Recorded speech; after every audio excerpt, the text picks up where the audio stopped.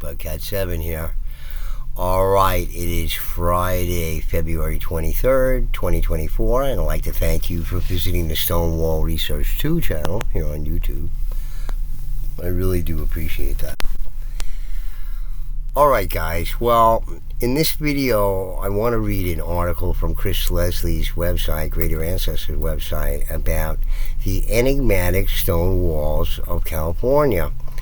And it's funny, but in the northeastern part of the country here, where there are something like 240,000 miles plus of stone walls, many of them being enigmatic in many respects, don't seem to get the same treatment as the walls in California.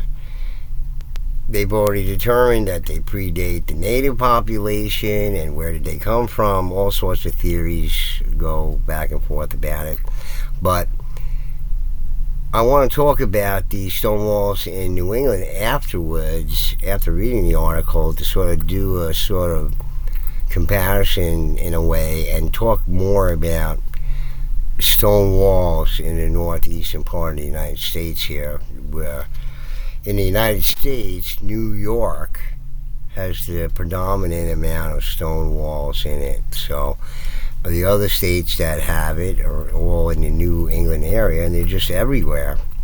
Although they're not here down on Long Island, where there isn't a lot of rock. But yet there are mountains here on Long Island where giant skeletal remains were found. So I think the reason why Chris Leslie has this on this article on his website here is because they mentioned giants in the article, so that's why I wanted to have it in here. So let's see what it has to say here, what Chris has to say, and then we'll talk a little bit about the stone walls in general and the stone walls in New England here in particular. So it's the Desert Sun, December 31st, 1984. Ancient stone wall baffles amateur historian. An ancient stone wall which stretches for miles like a demented snake, quote unquote, may have been built by a lost civilization. According to an amateur historian, has devoted a year to unlocking the secret of the mysterious stones. I like that demented snake, okay? So many snake effigies and serpent effigies here up in the northeastern part of the country.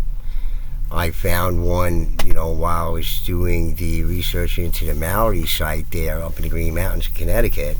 We'll take a look at a few things there too that just don't make any sense, but they're enigmatic as well. So let me continue with this. The stones have baffled residents for years. Who built the prehistoric walls topping the Berkeley Hills? Do the miles of mysterious stone barriers bespeak a lost civilization of Toltecs or Atlanteans? Wrote a San Francisco Chronicle reporter in 1904. These walls are just enigmas, agreed Robert F. Fisher, former president of the Mission Peak Heritage Foundation. They predate the Indians. They predate the Spaniards. It doesn't fit in with any of the later history. But contemporary researchers have paid little attention to the old stone wall, Swanson said. The mostly forgotten wall is built of large basalt boulders fitted closely together, and fragments are found from Berkeley to Milpitas. Strung together, the twisted stone enigma would probably be about 20 miles long, said Russell Swanson, who has been studying the ruins. It's like the Great Wall of China, except it's one of those crazy things nobody can explain. Nobody knows how it got there, said Swanson. I've been bird dogging this thing for years.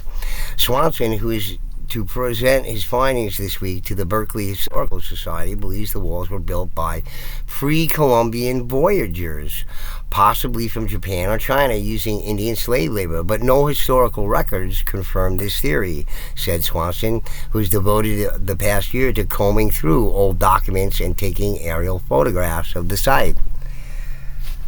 Okay, well, maybe, but you're going to get an argument from a lot of indigenous people that that's not so. especially the further back in time that it goes. The native peoples here are going to certainly take exception with that because they believe that they come from here. And maybe they do. And maybe the populations here are a lot older than they think of whatever civilization it was. I don't know who. A lot of the wall fragments start nowhere and end nowhere. There are stone circles on top of the hills that appear to be solstice sites. This thing meanders like a demented snake, he said. Circles at the top. Okay, there couldn't be trading areas. They have to be solstice areas. Of course, have to be. Right? Just the more mysterious it is and everything, oh boy, you're going to draw attention to it, right? Just couldn't be for simple everyday activity. No, no, no. Although that's what they say about many of these things in Europe. But hey, that's Europe, that's here, whatever. Just make whatever story up you want. That's all. I don't know of anyone who's come up with a credible explanation. There isn't any academic work on it, said Charles Wallenbert, a Peralta College's historian. Like much of the archaeology here in the United States has been totally ignored, except for the main tourist distractions in different states and everything. Then, hey, they devote a lot of research to that. But not a lot of research to certainly the stone walls of the northeastern part of North America, okay, where 240,000 plus miles of stone walls were built by somebody, okay, but it's hard to reckon who.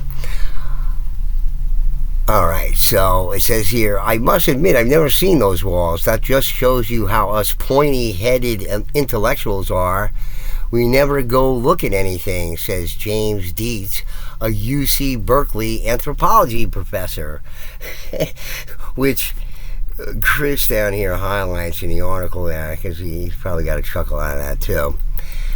The Desert Sun article from 1984 sheds light on an enigmatic stone wall that has confounded residents and historians alike. The wall, made of large basalt boulders, stretches for miles and has fragments scattered across the area from Berkeley to Milpitas.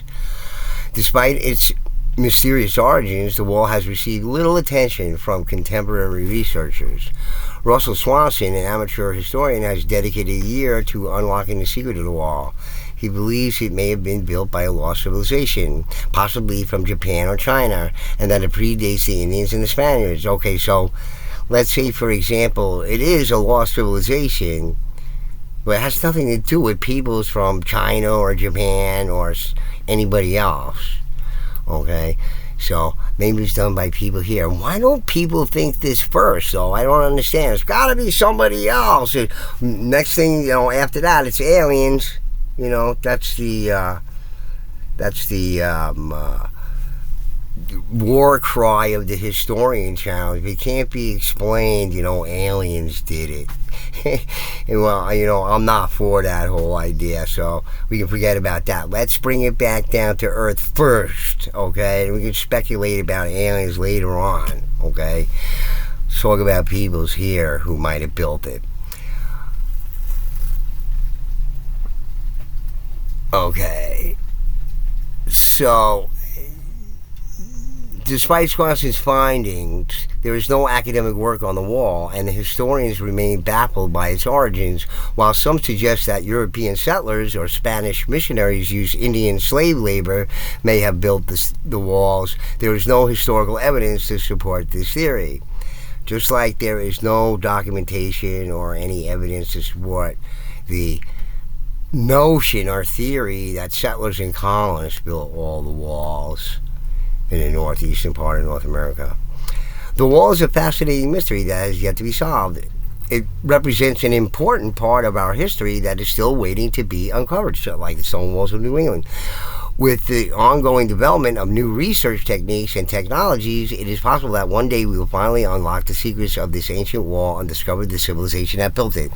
Well, maybe so there in California, but I got news for you people here in the northeastern part of North America. You forget about all that stuff. Nobody's going to do any investigations on that thread from mainstream at all. They've already decided that all the colonists and settlers built the stone walls, even though there's no evidence of that. And many, many things about the stone walls don't make any sense. That's the problem. See, we'll talk a little bit about it, but not much. I want to get to other things. But while there are various theories about the origins of the ancient stone wall found in the Berkeley Hills, one interpretation suggests that it may have been constructed by the mound builders, a group of tall humans who lived in the area before the Native Americans. Oh, those people were there. Yeah, by a lot, because of the many accounts here in North America. Chris has collected many, many accounts, probably the longest list of accounts next to the Ohio and Indiana areas. Okay, so there's a long list of the findings of giant humanoid remains in these areas here. I'll show it to you in a second. Okay, so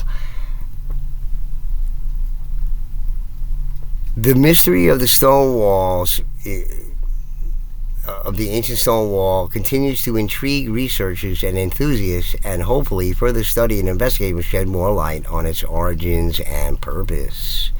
Well, if they have these circular areas at the tops of these hills that it's connected to or whatever, I'm going to call it, man, trading areas. Just, I don't know, just what I've researched so far seems to suggest that.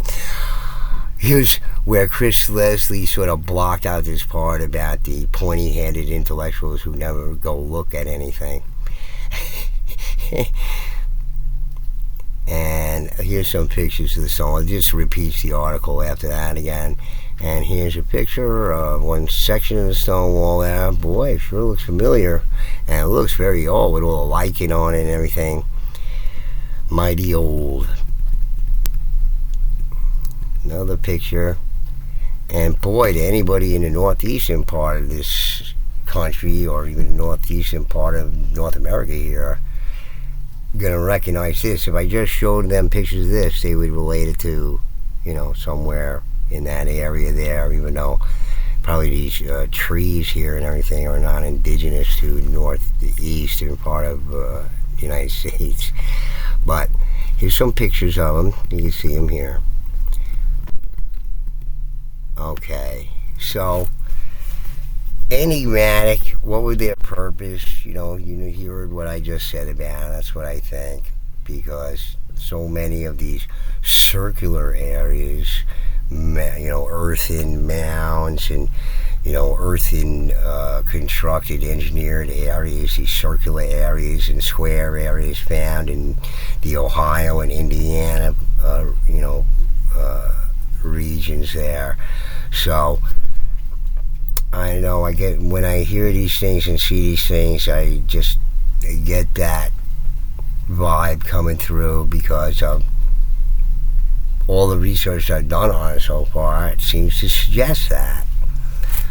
Okay, so where else can sort of weird stone walls be found? Well, enigmatic things can certainly be found in the New York area, and one of those areas was Rensselaer, named after the original Dutch guy who owned most of the land in the area of Rensselaer, part of New York, which is named after him, the Dutch fellow there.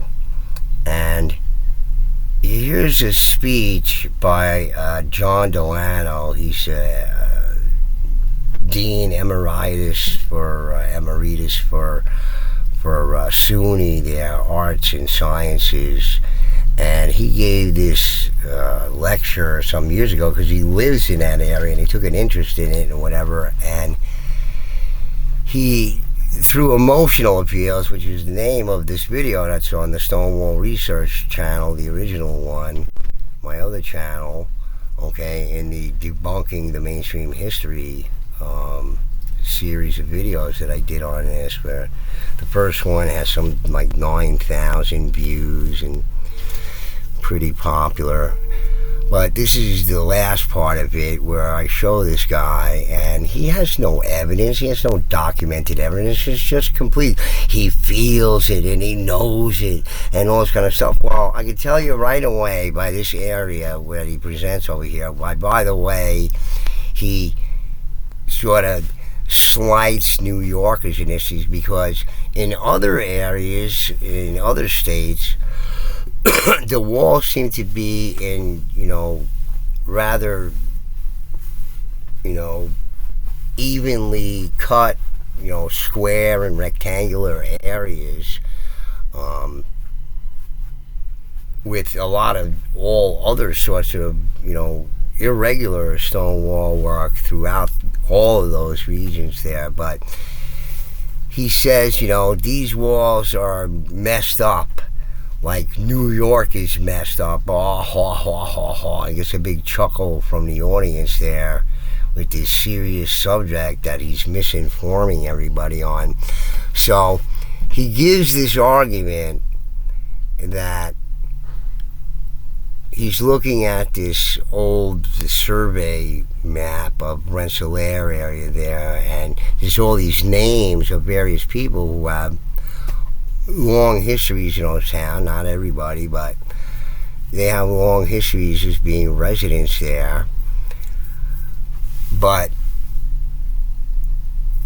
Delano says these are the people who built the stone walls, probably based on what Robert Thorson, the supposed expert in the stone walls of New England, from the University of Connecticut geological department. So, but again, Thorson is a guy who lived in one of these areas in Connecticut there with stone walls, and decided to take it upon himself to sort of explain everything, despite the fact that there is no, and also using false, completely false statements in his book, like the first stone wall being was documented as being built by the Popham colony in 1607, and there's no such thing.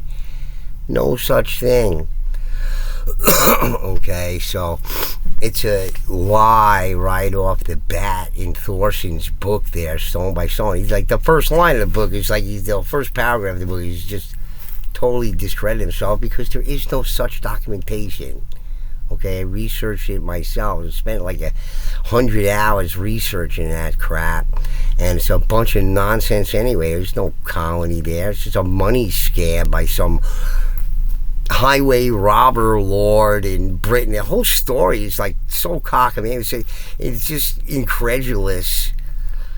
The whole story is there. So, look, right off the bat, anybody who's looking at this thing should note something right away about it. Okay, so you see all these irregular areas that are delineated, demarcated by these stone walls. Okay, and have the names of the owners in there. See, because Robert Thorson, even though it's Rensselaer's property there, all right, Robert Thorson says that most of the stone walls were built between 1775 and 1825. So some 240,000 miles, more than all the rail in the United States, just to let you know. Okay? There are more stone walls in northeastern part of the United States than there is rail line in the entire country right now. Okay, so in any case, back to this. Okay, so you see these irregular areas here demarcated by stone walls, all right? Who's building whose stone wall here? Because if I'm this guy, and I'm that guy, and I'm that guy, right? If I build all my stone walls, well, I build part of your stone walls on all sides of me. Okay, well, what's to stop somebody would just let you build all the stone walls, or did they have an agreement where they built this section and this other guy built this section and then they would build this section of their way? It doesn't make any sense. All right, who's building whose stone walls? And secondly, okay, so Rensselaer had this property for like over 100 years or something like that, and no stone walls were built according to Thorson, because they were all built from 1775 to 1825. Well, right at the American Revolution there, they turned around and told Rensselaer, hey, no more of this indentured servant racket that you got going on here as the patroon, lord of the manor. It was called patroons. There was like a lord and manor and serf type relationship here. What Rensselaer did was pay these people's debts in Europe. It was an offer. We'll pay your debt. You come over here and cultivate the land over here. Okay, so he didn't know what to do with the land because the land's no good. Okay, it's mountainous region. Okay, it's not good for growing crops. Okay, first of all, you had the coldest decade in 500 years during the time period where these stone walls were allegedly built. Well, according to Thorson, people had nothing to do, so they built stone walls. And ate what? The crops that they couldn't grow because it's the coldest decade in 500 years? Or the year without a summer where no crops would grow at all and caused a mass exodus from the New England area? Each state losing roughly 7 years of growth, population growth. This was supposedly at the height of when the stone walls were being built. Okay, so again, all these things don't make any sense. All right, just, you have to think about it. All right, and who's building whose stone walls here? I don't know. And how they did it and accomplished it, by this time, Rensselaer was forced to sell the property to individuals, and that's who these individuals are on this survey, okay? With a few families. I remember Delano said in his lecture there was only a few families' names that stretched back to that time. Everybody else, wherever they went, they probably migrated out of there with a year without a summer, which caused mass starvation across Europe and is well documented. Okay, the same thing was going on here. And you're telling me people were starving or building stone walls that they didn't need to build, and they only built them 2 or 3 foot high. You can't keep sheep and goats in walled areas that are 3 foot high. They're natural rock climbers. You go right out of there in 2 seconds, okay? They completed these stone walls by building picket fences above the stone walls. Well, why don't you just build the picket fences without building stone walls? You just put them in a pile somewhere, like so many clearing piles, as they call them, are on farmers, properties where while they were, tilling the soil there, they pulled all the stone out of it and threw it in a pile. They didn't build any walls out of it. They threw it in what they call a clearing pile. They may have taken from the clearing pile, but we're going to talk more about stone wall building in a second here. So this whole speech from Delano here, I forget what year it was, the 2000s, I think.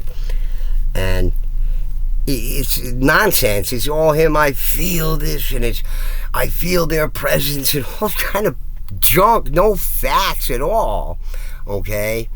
So where are other enigmatic stone walls? Well, take a look at this one here. Here's Jimmy the Paleo Mountain Man and I on the top of Mount Ephraim in Vermont, a place where no crops can be grown.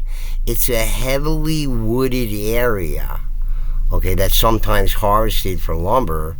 And you're looking at, if we're harvesting these areas for lumber, they're looking for the oldest trees. And the oldest trees there are like 200 and 300 years old. Okay? And the whole area is densely forested like this. Now here, Jimmy and I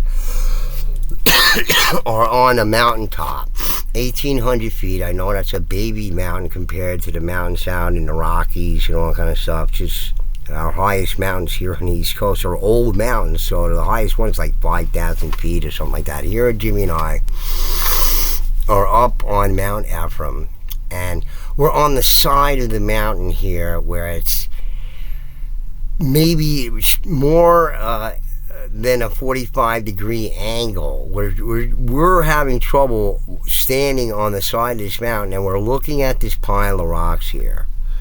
Okay, these piles of stones built in these stone walls here, okay, with, 500-pound boulders in there, along with all different sized boulders in there, some too big for a single person to handle, and if you're a singular person, you have to have maybe your children help you, but young children, not supposed, maybe older children, well, you have to move in there with ready-made older children to start building walls in there. That's what Rensselaer wanted.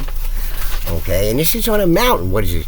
Your side of the mountain and my side of the mountain, and which guy built what wall on what side of the mountain? This is all the things that can't be figured out. So anyway, Jimmy and I are on the side of Mount Ephraim here, and with these giant boulders put into this wall over here on almost a sheer face of the mountain there, and you're telling me you're pulling, because you can't be built from the top down. Boulders would be rolling down to the bottom of the mountain there, okay, at the bottom of this crevasse or whatever it is over there, and you couldn't build it that way. So it would have to be built from the bottom up.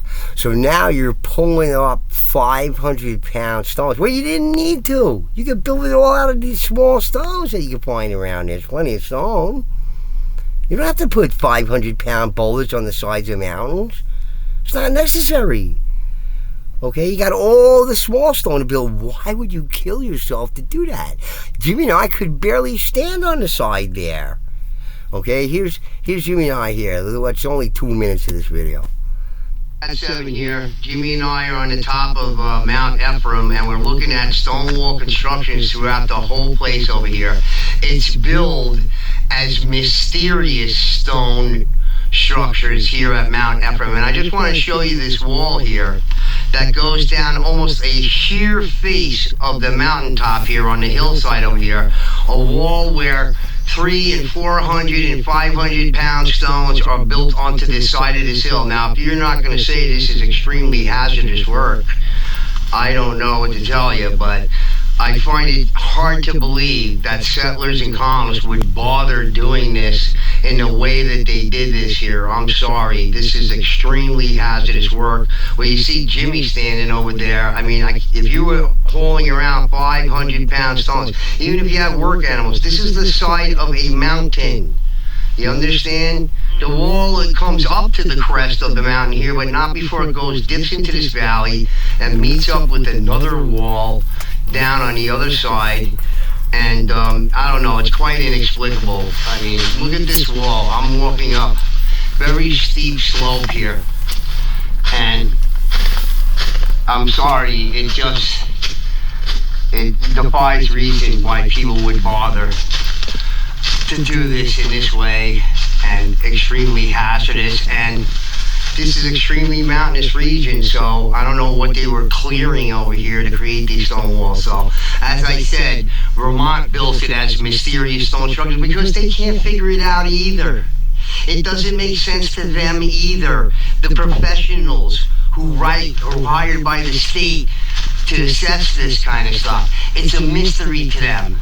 But yet, Jimmy, other people will receive comments about how they know it's built by colonists and settlers. Well, I'm sorry. Not in this area. This is a mountain, okay? We're not farming here.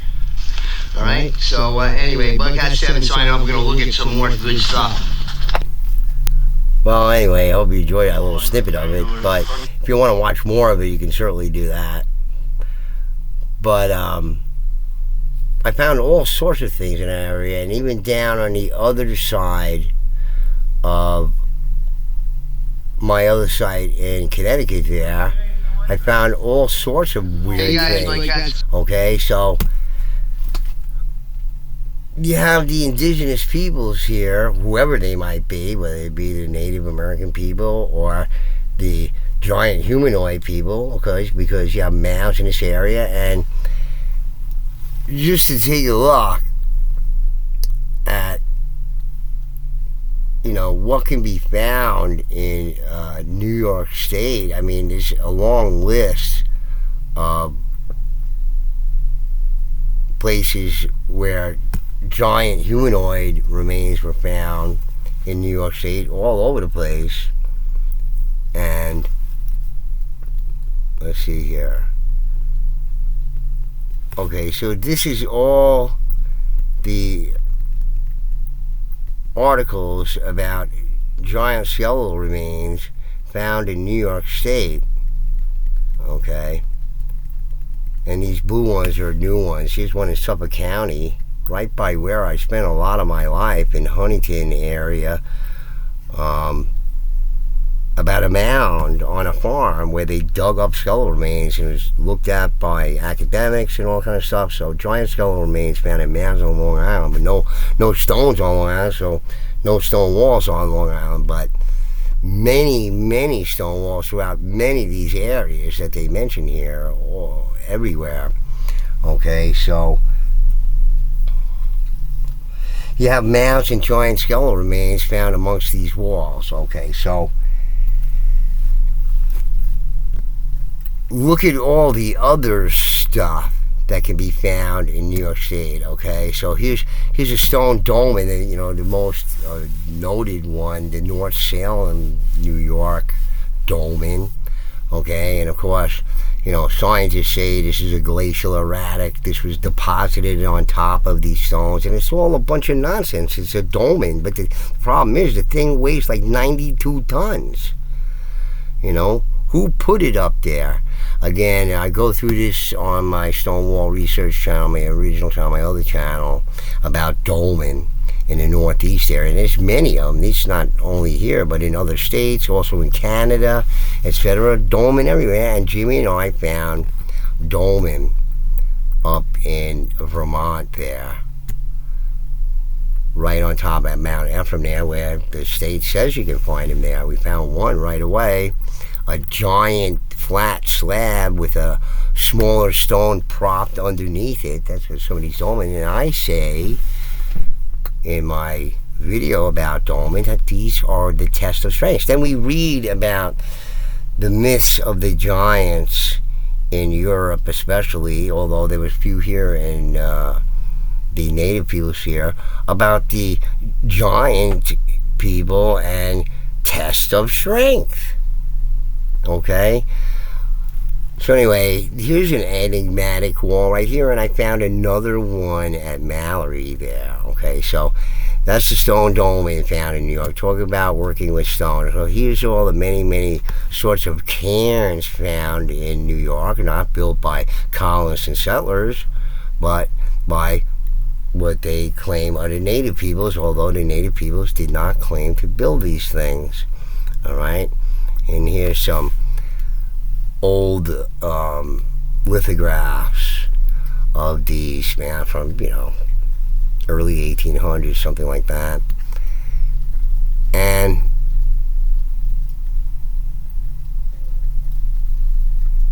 okay, so here's one of the things that complicates things for the people who are advocates for the people, colonists and settlers, building the stone walls. Okay, so here's Kevin Gardner. He wrote a book called The Granite Kiss, and I read that book. Okay, number one, he says that the average size of the stones in the older stone walls are somewhere between 65 and 75 pounds. Okay, 65 and 75 pounds. Okay, so many of these things had to be handled by hand. Whether you're using a fulcrum, lever and fulcrum system, to use it as like a crane or something like that, or even why you would risk your animals, your farm animals, like oxen or something like that, on these rocky hillsides or something like that, where they could easily get hurt. And then what? What are you making, 2 cents a year or something? It's going to be a long time, but you can afford another one. Okay, so people were not doing such stupid things, but Kevin here says that the average stone in the old stone walls is somewhere between 65 and 75 pounds. Okay, so can you imagine yourself handling 65 and 75 pound stones all day long from sun up to sundown with your kids, no less? If you had any, maybe you're lucky and you had some, but what if you didn't? Okay, so that would be a problem, because you're certainly going to need help. Okay, on top of Mount Ephraim there, Jimmy and I, when we observed the stone walls, they went on for miles. Okay, and you have a bunch of people that claim, wow, we could build those stone walls fast, just like, in no time at all. Okay, well, we'll discuss that in a little bit, but one of the other things that Kevin mentions in his book is how these stone walls were built and how complicated it was, because it required such trial and error to fit the stones together in such a way that the wall would be somewhat symmetrical. Certainly in the effigy walls, symmetry was, definitely accomplished. But is it easy to build these stone walls? Well, Kevin Garner says it isn't. It's very, very complicated. So are you building something very, very complicated that requires trial and error of testing different stones fast? You're not building it fast, I can tell you that. Okay, so there's all this stonework in the New England area that are not stone walls, but are different kinds of things. And here's just something strange that I found in the Green Mountains in rural northwestern Connecticut, by where my younger sister lived.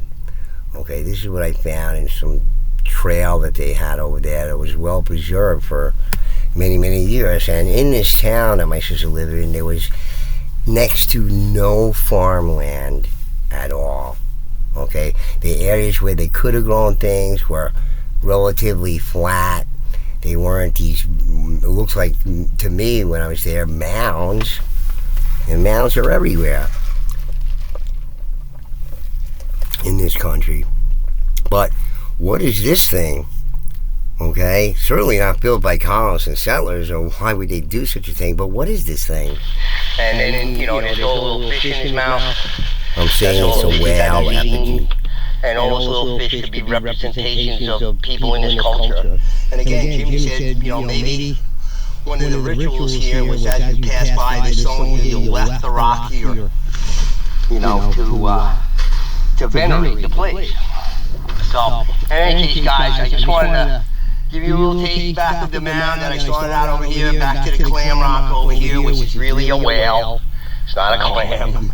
But that's what the whole theme is. And behind here in that White Rock area up there are more whale effigies. Again.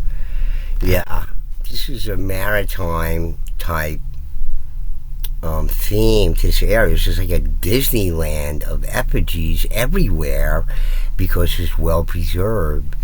And there came this point where I found this turtle effigy, sea turtle effigy. Okay, let's see if I can find it here. All right. It's all mixed up now, maybe. See if I can find it.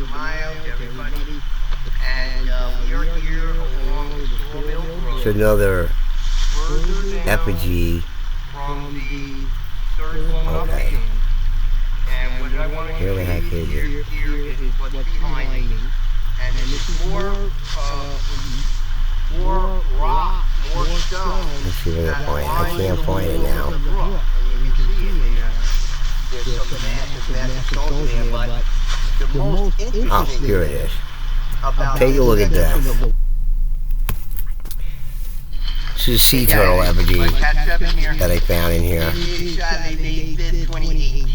Before I crawl in here and look at this, let's look at this thing. Sea turtle. with a carved eye. You can see his eye. Carved into the head of a turtle, which had white stone, like the underneath of a sea turtle. No terrapin turtles have white on the bottom, and his legs and arms there are flippers. Okay, it's easy to see that they're flippers and not with constructed clawed feet. Okay, I had an argument with Tim McSweeney about this, you know. How do you know it's a sea for a while? Isn't that amazing? Flipper right there. Perfect effigy. Turtle effigy. It's a remarkable find of mine. Nobody in this world knows that effigy is there except you and me. Okay, and the rest of the subscribers from the Stonewall Research Channel. Okay, if they bother to look at this. But many people on Facebook looked at it through Tim McSweeney, let me post it, but, you know, how do you know it's because it's all white. Quartz here. White, like the underneath part of a sea turtle is white. Okay, and flippers. No clawed feet here anywhere, just flippers, but it's gigantic stones there. You can see my body up against it, or with my hand up against it. This is what's found there in Connecticut, up in the Green Mountains there, and nobody knows about it. It's there and should be preserved, but it's the only thing that I have in common with this Delano guy. Okay, they want to preserve the stone walls because they believe colonists and settlers, they don't want them to be dismantled or broken down or taken apart or rebuilt and blah blah blah. Okay, but that's the only thing we have in common for different reasons, obviously. You know, I don't want the stone walls dismantled and taken apart, but unfortunately, let me just show you this book that I've always meant to talk about on my other channel and this channel. We're going to talk about it right now. This book by an expert at stone wall building, The Forgotten Art of Building a Stone Wall by Curtis P. Field, done by Yankee Magazine, okay, who just published this book, or had this book published. Okay, so here's an expert, Curtis P. Field. Now, Curtis P. Field decided that he was going to buy this property in 1937 up in Vermont, and the first thing that he wanted to do was dismantle the stone wall that was there because it was so poorly built, and put it together in a way. So he dismantled an indigenous stone wall, which is what I'm going to call them, because it doesn't make any sense that colonists and settlers wasted their time with this. Okay. Then some other civilization built this, of rather large people like Jim Vieira believes. Okay, and we know all about these stone giants from the Iroquois, Haudenosaunee people, right? The stone giants, not because they were made of stone or they had stone armor, they built the walls. Okay, so, alright, so Curtis P. Field here, okay, and let's see what Mr. Field says about the wall that he put out there in the public there, because, you know, obviously by reading this book, you're going to maybe take your stone wall apart and put it back together in a way that Mr. Field here would suggest, okay, because he knows what he's talking about stone walls, because he's built them, okay. He dismantled an old stone wall and blown it up and all sorts of things, but, and what a shame, hopefully nobody else will pay any attention to what this guy has been doing with old stone walls. He's a long time past, but I think this book was written in the 70s or something like that. So let me just read to you from the book here what it says about what Mr. Field sort of felt about these walls here. Okay, so the kind of wall most favored both for its looks and for the ease with which it can be constructed consists of flat, angular stones. Okay, so more geometrically shaped stones, he's saying. Okay, and there are areas where flat stone can be found, Dennis D. from Connecticut there, my buddy Dennis D., who I haven't talked to in a long time, although he's still around out there somewhere. I love Dennis. Very good guy. And he did some research of his own up in eastern Connecticut, and he found this effigy of the serpent effigy, the horned serpent effigy, or perhaps the underwater panther effigy or something like that with an eye, and they're all built with flat stone. But most of the effigies, like the ones that you can see Tim McSweeney shows, let's see, I have the effigy somewhere. Cairns, Dolman, Waking Up on Turtle Island. Here's Tim's blog. Okay, so here's an effigy right here. Okay, Tim McSweeney's effigy, built somewhere else in New England there. Alright, it's not built with flat stone. The one that Dennis D showed, and I show on my channel, from a U.S. government state protected area, is built with flat stone. So there's flat stones to be had, and the effigy that Dennis D found is certainly more geometrically squared off and shaped than this one. It's just a totally different stylistic art from region to region, even up by Jimmy there, okay, where we found much art in the wall, a man coming through the wall. I found like a Maltese cross in the walls up there. I wish I had all the pictures from that. I do have, videos with Jimmy and I up there in Vermont there, showing his wall and all the other stuff we came upon. I wish I had more pictures. We came upon other stuff there that was just amazing too. So the kind of wall most favored both is the ease with which it can be constructed consists of flat angular stones. Rocks rounded by glacial action and erosion are used in many miles of stone walls throughout New England, but they are harder to handle and more difficult to level and keep in place. Really? Difficult to level, harder to handle, and harder to keep in place. Sounds pretty dangerous to me, okay? And doesn't sound like something that you're going to build very quickly, right? And especially if they weighed 65 to 75 pounds, like Kevin Gardner says. He doesn't like to speculate on the history of the stone walls. He doesn't know himself, and he's been working on them for, his whole family's been working on it for generations, repairing them, building them, all this kind of stuff. So he doesn't really know about the history either, okay? But it's interesting what Mr. Field says here. Flat stones, on the other hand, can be laid up with some degree of precision. A dry wall does not require the use of mortar, which in northern climates cracks when it is subjected to a range of temperature and frost action. That's one of the reasons why for building a dry laid stone wall.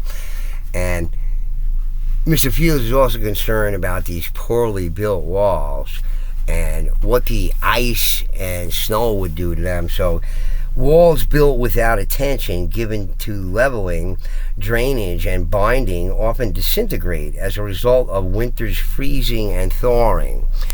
Well, I seem to disagree with Mr. Fields here. He's up in Vermont there. Explain to me why this wall here on almost a sheer face hasn't fallen all into the valley there from the ice, displacing it and all that kind of stuff. It's probably been there for more than 1,000 years, if not longer ago. Like that guy was screaming at me from California there about those walls. Okay, they may be far old. They have a lot of lichen on them. It may be the climate. Many of the walls here have old lichens on it and everything. So that's what Mr. Fields says about these poorly built stone walls that I'd be happy to rebuild, destroy, rip apart, tear apart any evidence of artwork, effigies, language in these stone walls. He'd be happy to do that for you, but I don't think that's a good idea.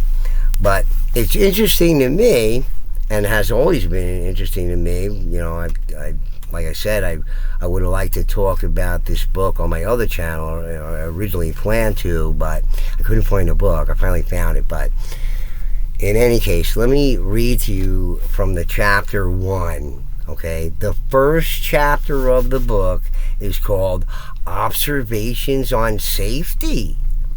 Okay, for good reason. Okay, let's say you're some sort of subsistence farmer in New York or whatever, where it's hard to grow crops in the mountains and everything, and you're going to be playing around with stone every day, because it would really require a whole lot of time on your hands to build these stone walls. You got to do farming, right? Or getting food somehow, plus wood and all this kind of other stuff. When you got time to build stone wall, I don't get it. Okay, and there's a lot of winter up here too, that you're not building stone walls, and rough weather. Okay, so what does Mr. Fields say? First of all, Mr. Fields hurt himself right away when he's building these stone walls. So that prompted him to start the book of his here with safety issues. Okay, so his advice to you, starting with first here, just let me read them to you. Okay, don't attempt stonework on a wet day. I won't read his comments on it, it's not necessary. Watch your footing at all times. Okay, keep fingers and toes out from under. Okay, so if you injure your fingers and toes, not going to be a lot of wood collecting going on, farming, and trying to take care of your family. Was your wife supposed to go out and do all that stuff? After you hurt yourself building stone walls, you don't need. The northeastern part of North America is a vast forest with millions of acres of trees. It's just gigantic. Trees everywhere, hardwoods, oaks, locust, maple, rock maple, and all these hardwoods that are unbelievable, nut trees all over the place. Okay, so, alright, so you're going to watch your fingers and toes with, I see, luck. You might get lucky and not hurt yourself. I've done plenty of physical work, construction in my life, building things, moving stone, block, and mixing cement and all this kind of stuff, and you get hurt a lot. Okay, and some guys get hurt to the point where they can't work no more. Okay, and if you're a subsistence farmer up there in New York or New England or whatever, and you hurt yourself, well, I don't know how you can explain yourself to your wife. You built a stone wall you didn't even need to build. You could build a picket fence, and many of these farmers had to build picket fences on top of the stone walls, because they're only 2 and 3 feet tall in the majority. Okay, with more elaborate constructions here and there, even stuff that looked like Incan stuff that Jim Vieira showed from old postcards that were dismantled and ripped apart and used for something else.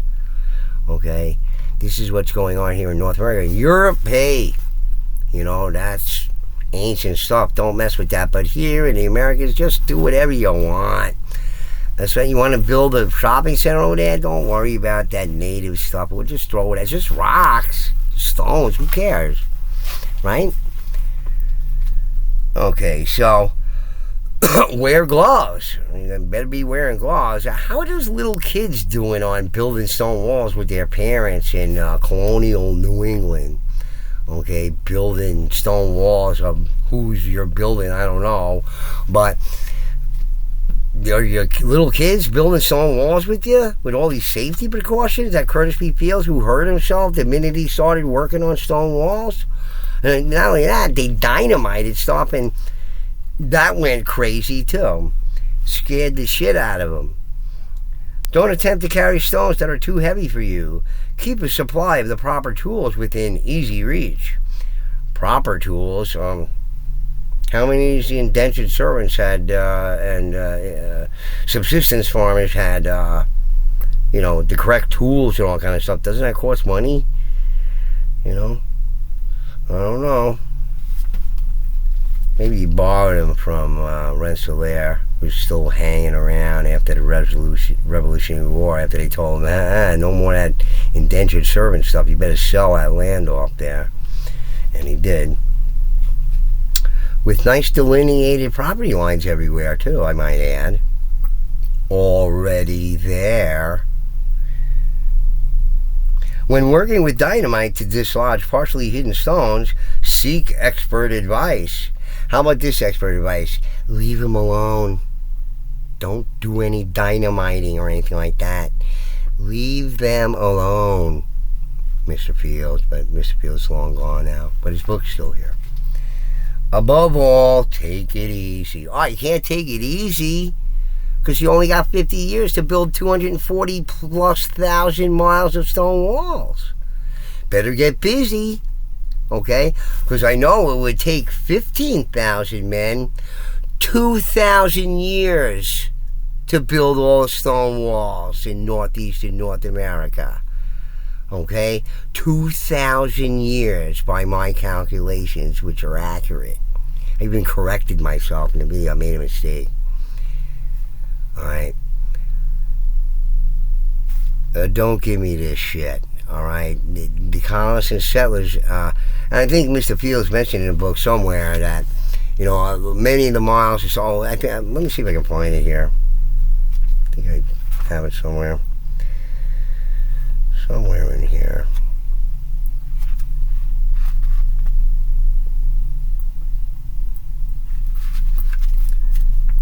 I forget where it is right now, but he says that among all these, poorly built stone walls were some really fine examples of them in between. Okay, so these are the ones that the colonists and settlers built. Okay? They weren't trying to build art walls or effigy walls. So because all the walls, as far as I'm concerned, a repeated finding of the effigy, the serpent effigy in the walls again and again and again by me, which I go over that in my videos there on my Stonewall Research channel. Alright, they're all serpents. All of them are. There isn't a wall that isn't a serpent, whether it be straight or squiggly or not. Okay? Because that's what they wanted to represent the stone walls as. Serpent walls. Okay? They're all serpents. With the effigy built into them again and again and again. There are freestanding effigies of the horned serpent or the underwater panther or whatever it is. Okay? Plenty of them. But there are also effigies built into the walls as well as artwork and language as far as Jimmy and I were concerned. Jimmy passed on last year, okay, or the year before. I don't know from what. His family didn't bother contacting me about it, even though we spent all this time together doing stuff. Jimmy, in his words, was rejuvenated. He's a depressive personality person that those sorts of problems, and the stone walls brought him new life, new purpose in life. So, his family didn't bother to contact me about his death. Come on now. So, in any case, Jimmy and I had our arguments about things too. He wanted to believe that giants were all cannibals. That's who they were, the murderers and all kind of stuff. Okay. Well, after Jimmy found all the artwork on his property, he said to himself, these people can't be the kind of evil, cannibal, vicious people creating all this beautiful artwork. You see, that's what he felt. Poor Jimmy. You can see Jimmy on his own channel.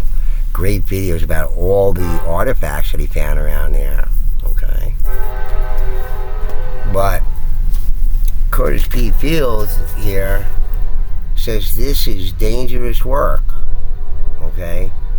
Why would you be building stone walls on the sides of mountains? Okay. And if I'm to take Mr. Fields' advice here and don't work with stone when it's wet, okay, well, could you imagine other people doing the same thing and busting their leg and all this kind of other stuff? Like what happened to Mr. Field? Right? You think that's a wise idea if you're a subsistence farmer and you have all these chores to do on a daily basis and you didn't need to build the stone wall? You're just throwing all the stones in a pile and built a picket fence. That's all you had to do, which people ended up doing anyway. So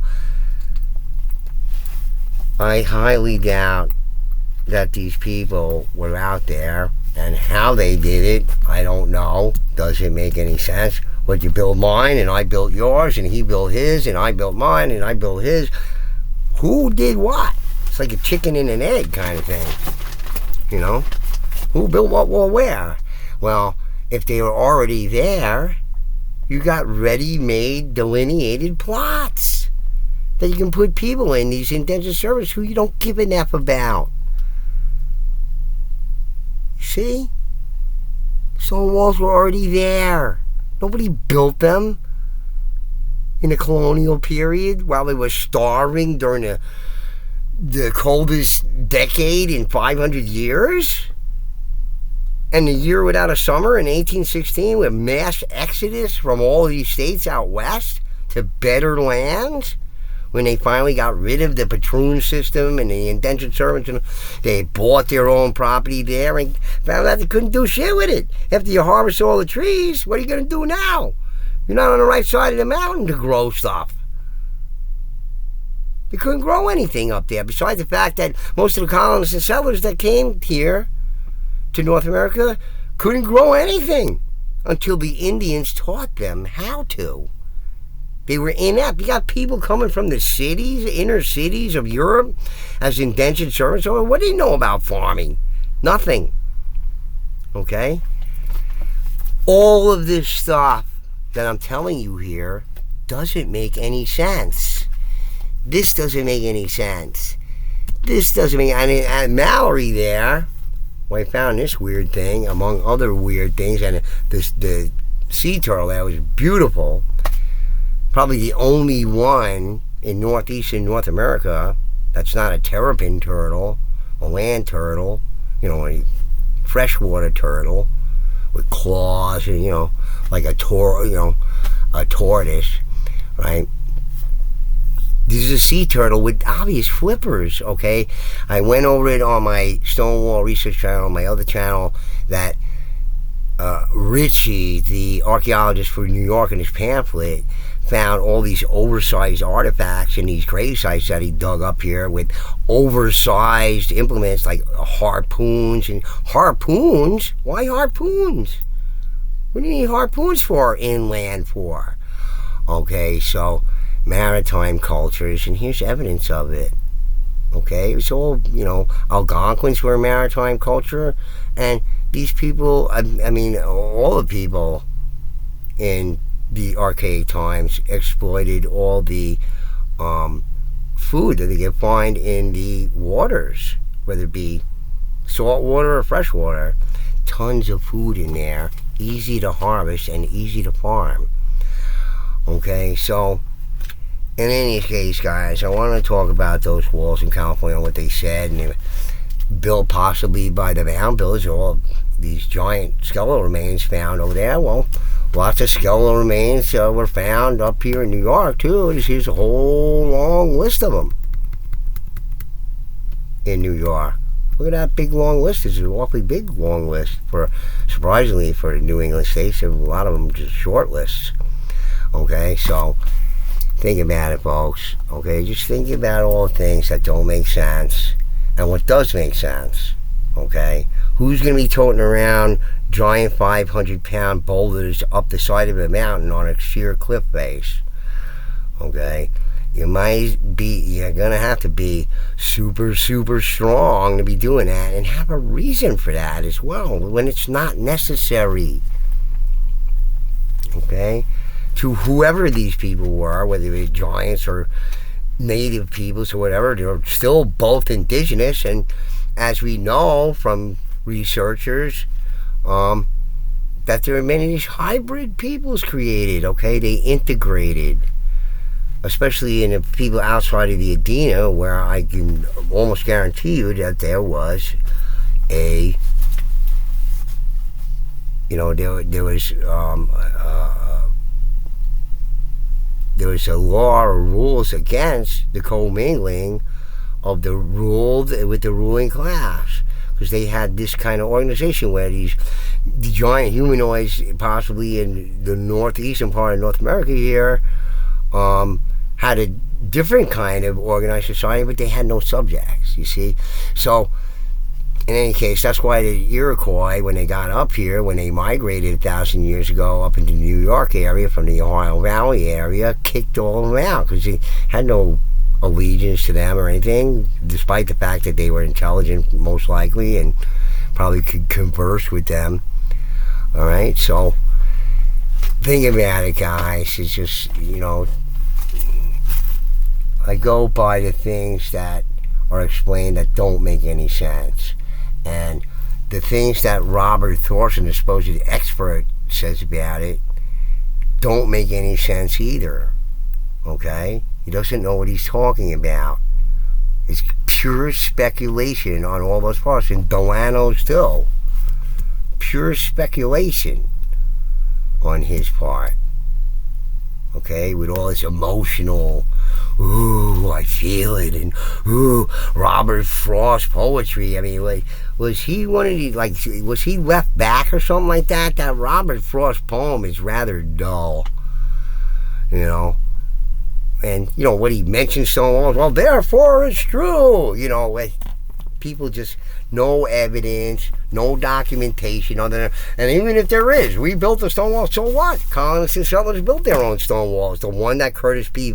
Field mentioned in his book here, that were very well built, whereas he considered the other walls poorly built, okay, and he's going to straighten them out by ripping them apart and putting them back together again, all right?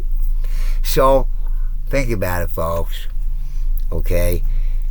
The stone walls of northeastern North America and all the other stone things, the stone cairns, effigies, dolmen, everything, were put there by a race and a culture and a civilization that we don't know much about at all. Maybe we know about the Adena and all kind of stuff. Well, that's one separate issue.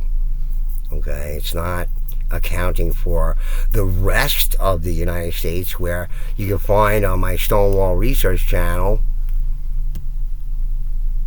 a playlist of all the giants, accounts of the giants in North America, in the United States, whether it be, in Alaska too, etc. So you can find all these things on my Stonewall Research channel, my original channel, my other channel. You can find a playlist of the accounts of the giants. I wasn't able to do one international. I would have liked to have done one, but I have the international accounts there as well. Okay, here's the giants state by state. And at this point, Chris has added new ones, and I'm going to read from some of those. Especially going to go over some of these accounts in New York State again, and around the New England area, where repeatedly coins and coins and coins are found.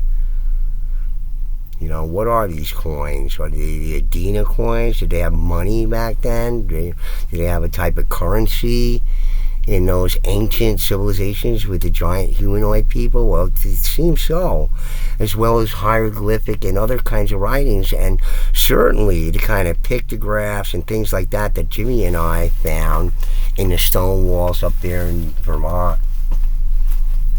Okay, so think about it, folks. Stone walls of northeast North America, according to Barbara DeLong, there's more like 500,000 miles. I mean, that's take 15,000 men 4,000 years to build. Working, normal hours, 12 hours a day during periods where they could work. And I took out for the winter time, etc. I didn't account for all these times that Mr. Field says very dangerous to work when it's wet, and we're a pretty wet state up here in New York, okay? You're going to be building walls so fast, and for what reason? 2 and 3 foot walls, for what reason? Just throw them in a pile. You don't need to. There's wood everywhere here. Wood up the gazunga. Okay, so, think about all this, folks, okay? And the fact that we don't know anything about this culture or this history or whatever ain't going to help us figure out where we're at or where we're going. See, the less we know about the history, even going back into ancient times and archaic times, the less we know about where we are and where we're going. That's how it is. Alright, so guys, think about it. Thank you for joining me for this little talk here, and I'll get back to you with a new video pretty soon. We'll probably talk more about the giants, because I keep on finding more and more interesting things out. We got to talk more about them. The giant humanoids that are not us and not human. Alright guys, anyway, Bugcat7 signing off. Peace.